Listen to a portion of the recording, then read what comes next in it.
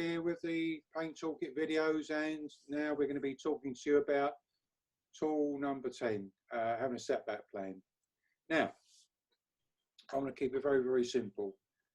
Us lot, people with pain, musculoskeletal pain, neuropathic pain, we want to try and keep up with everybody else. We're people pleasers. We find it hard to say no to people. So the chances of our pain going up because we've overdone it is very, very high. So what we need when our pain does go a bit bonkers, when we do it, what we call have a setback, our pain increases, to get ourselves back in the driving seat and back in control as soon as possible, we need a plan. That plan is called a setback plan. Now, for a lot of people, if you need help with setting a setback, then contact myself or Keith via the website.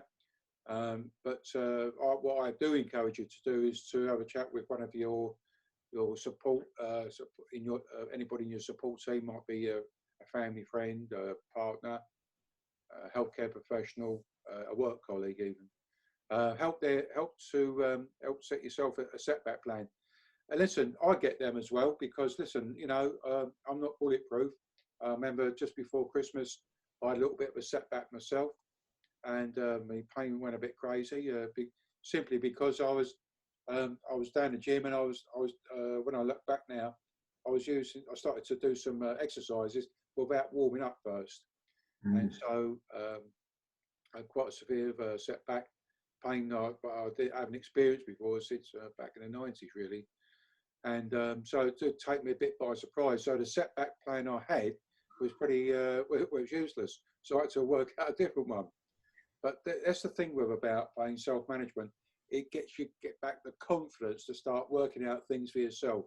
So you're not running down the doctors every 5 minutes, because you know what, you're at the end of the day, we're the experts because we live with our pain 24/7, 52 weeks of the year.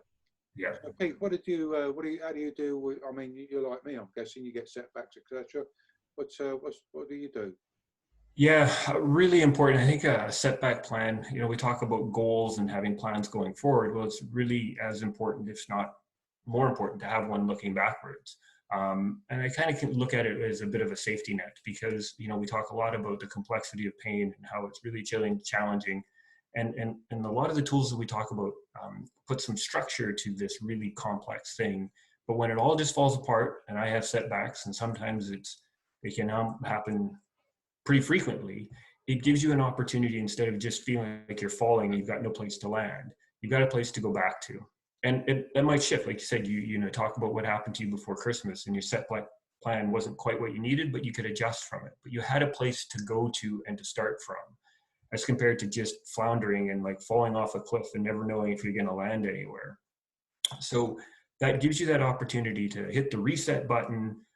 It allows you to understand that you're going to have these setbacks, and it's okay. Again, you talked about being people pleasers. Absolutely. We want to keep pushing and doing more and solving every problem, and showing the world that we're invincible. Well, it's just not realistic. So the setback plan lets you go back, like I said, hitting restart. And it's okay. It allows you to almost forgive yourself and say, it's okay, I've had a bit of a setback, but here's my plan, and this is how I move forward again. So, but you've got to define it. If you don't have it defined first, you're not able to go back to it. Keith, wise words again. Thank you very much. We come to the end of this video, so we'll see you on the other side. We're going to be talking about teamwork, very, very important on tool 11. So I'll see you on the other side. Don't go away. Ciao. See ya.